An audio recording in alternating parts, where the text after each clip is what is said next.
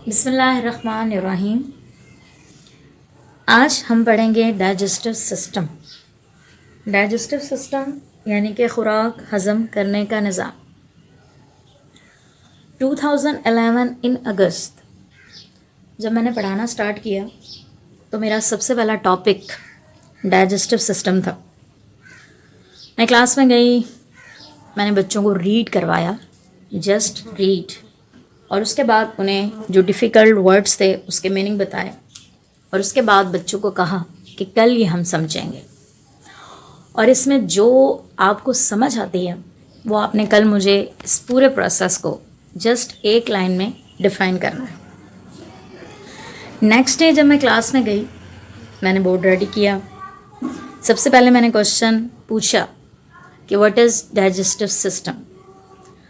तो क्लास में एक बच्चा जो कहा जाता था कि बिल्कुल इंटरेस्ट नहीं लेता पढ़ाई में, उसने फ़ौरन हैंड्स अप किया और कहा कि टीचर, डाइजेस्टिव सिस्टम को पढ़ने से पहले बेहतर है कि हमें मालूम हो कि डाइजेशन क्या होता है। मैंने कहा ओके, तो बताएं फिर आप व्हाट इज़ डाइजेशन। उसने कहा the process of changing the food into simpler form, यानी कि खुराक तब्दील करने का एक ऐसा निज़ाम जो खुराक को बिल्कुल सादा शक्ल में तब्दील कर देता है, वो कहलाता है डाइजेशन। फिर मैंने उससे पूछा, ठीक, अब आप इससे क्या रिलेट करते हो डाइजेस्टिव सिस्टम को।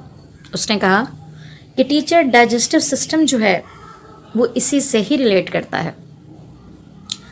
The parts of body that take part in the process of digestion, हमारे जिस्म के वो हिस्से जो डाइजेशन के अमल के दौरान हिस्सा लेते हैं, वो असल में प्रोसेस कहलाता है डाइजेस्टिव सिस्टम। मैं बहुत ज़्यादा हैरान हुई। मैंने कहा बिल्कुल ऐसा ही है, और आज हमने लेक्चर भी इसी तरीके से ही स्टार्ट करना था।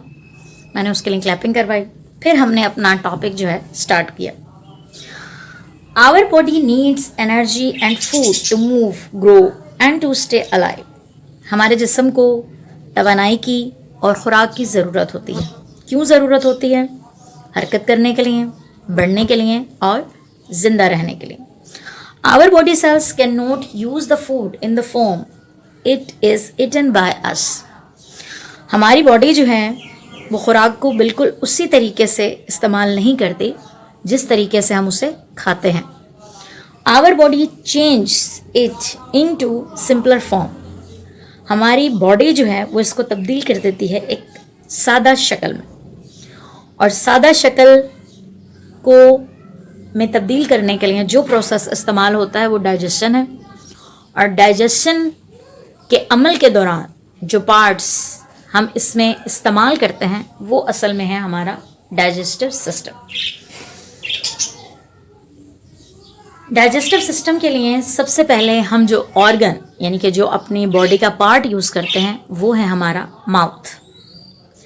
फिर मैंने बच्चे को खड़ा किया।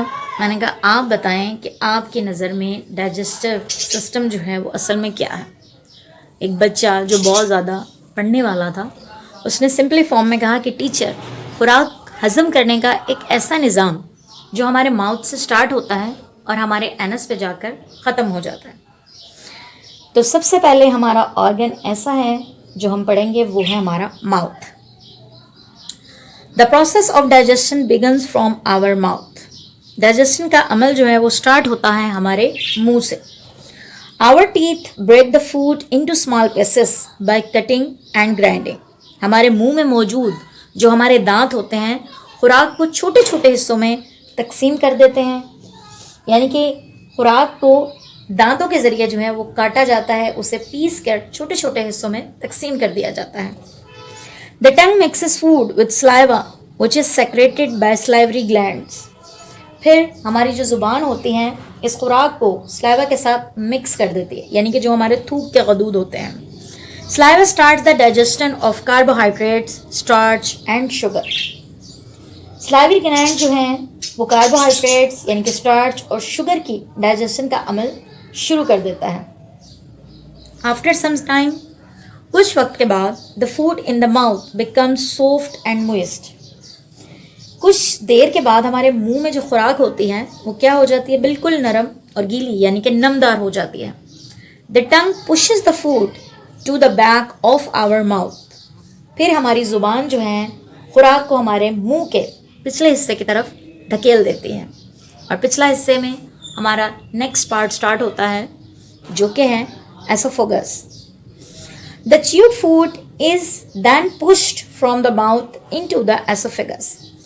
एसोफेगस के बारे में कहा जाता है, यानी कि एसोफेगस को अगर आप डिफाइन करना चाहें तो आप इस तरीके से करेंगे कि खाना जो है मुंह में चबाने के बाद जिस नाली में दाखिल होता है उसको हम कहते हैं oesophagus.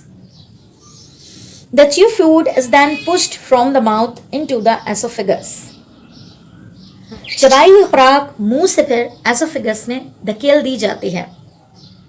The oesophagus is a large tube that carries food from the mouth to the stomach. Oesophagus जो है एक बहुत बड़ी नाली होती है जो खुराक को मुंह से मैदे की तरफ ले जाती है।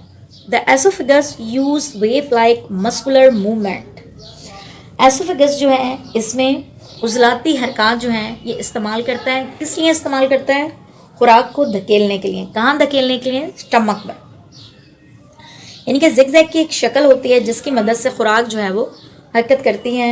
हमारी वेव लाइक मस्कुलर मूवमेंट होती है जिसकी मदद से खुराक जो है वो स्टमक की तरफ धकेल दी जाती है।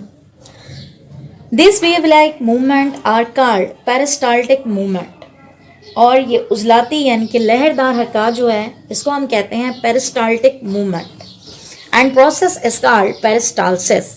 यहाँ पर हम दो नई चीज़ें सीखते हैं, यानी कि एसोफेगस में पेरिस्टाल्टिक मूवमेंट जो है वो वेव लाइक होती है और पेरिस्टाल्टिक मूवमेंट का जो प्रोसेस होता है वो पेरिस्टालसिस कहलाता है। फिर नेक्स्ट पार्ट हमारा आ जाता है स्टमक। स्टमक जिसको उर्दू ज़ुबान में मैदा कहा जाता है। Our stomach is a large J shape muscular bag. हमारा मैदा जो है वो एक जे की शक्ल का उजलाती थैला होता है। It makes the food with digestive juice. अब यहाँ पर एक डाइजेस्टिव जूस जो है वो हमारे स्टमक में मौजूद होता है। जब खुराक स्टमक में धकेली जाती है तो यहाँ पर इसको हज़म करने के लिए यानी कि खुराक को मिलाने के लिए होता है digestive juice. The digestive juice begin the digestion of protein, meat, egg, milk, pulses.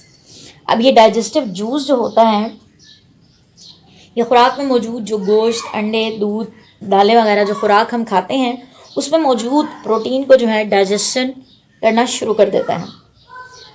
The food spends about 4 hours in the stomach. खुराक जो है हमारे मैदे में 4 घंटे गुजारती है, यानी कि 4 घंटे तक खुराक जो है वो हमारे मैदे में मौजूद रहती है। The digestive juice in the stomach also contains an acid. अब स्टमक में जो मौजूद डाइजेस्टिव जूस होता है ये एक एसिड पे मुश्तमिल होता है। The acid kills the germs present in our body. यानी कि हम और ये एसिड जो है इसका मेन काम क्या होता है कि खुराक में जो मौजूद जर्म्स होते हैं ये उनको ख़त्म कर देता है। It also helps in the digestion of protein. और उसके बाद ये मदद करता है प्रोटीन को डाइजेस्ट करने में, यानी कि हज़म करने में। जो खुराक में मौजूद होती है प्रोटीन उसको हज़म करने में ये एसिड जो है हमारी मदद करता है। स्टमक के बाद हमारा मेन पार्ट होता है small intestine. As food leaves our stomach it is passed on to the small intestine.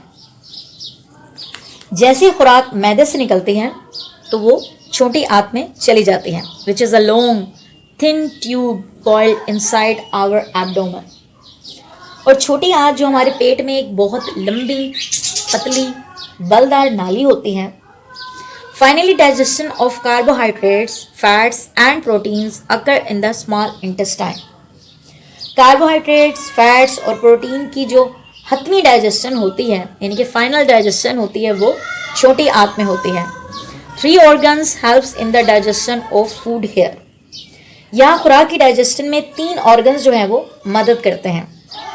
कहाँ मदद करते हैं? स्मॉल इंटेस्टाइन में। कितने ऑर्गन मदद करते हैं? 3 organs। There are the liver, pancreas and wall of the small intestine. अब स्मॉल इंटेस्टाइन में हमारा लीवर और हमारा पेंक्रियाज और लार्ज स्मॉल इंटेस्टाइन की जो वॉल होती है वो खुराक को डाइजेस्ट करने में हेल्प करती है. The liver provides bile salts to make fats easier to absorb. Liver, जिसको जिगर कहा जाता है, जिगर फैट्स के आसानी से जज़ब होने के लिए बाइल इनके नमकियात फराहम करता है. The pancreas and intestine walls are secreted juices to digest the remain foods.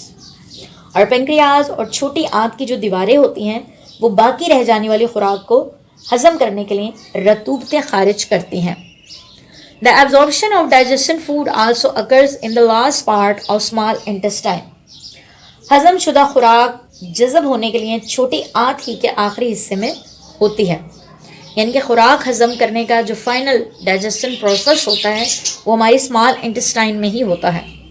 The inner surface of small intestine has many finger like structure called villi. छोटी आंत की जो अंदरूनी सतह पर बहुत सी उंगली नुमा साख्तें पाई जाती हैं वो विलाई कहलाती हैं. The digestion food passes into the blood through the walls of the villi. हजम शुदा खुराक विलाई की दीवारों से गुजर कर खून में चली जाती है. The blood carries food particles to all parts of the body. खून खुराक के ज़रात को फिर जिस्म के हर हिस्से तक पहुंचा देता है. लास्ट पार्ट स्मॉल इंटेस्टाइन के बाद जो मेन पार्ट है वो हमारा है लार्ज इंटेस्टाइन, यानी कि बड़ी आंत. बड़ी आंत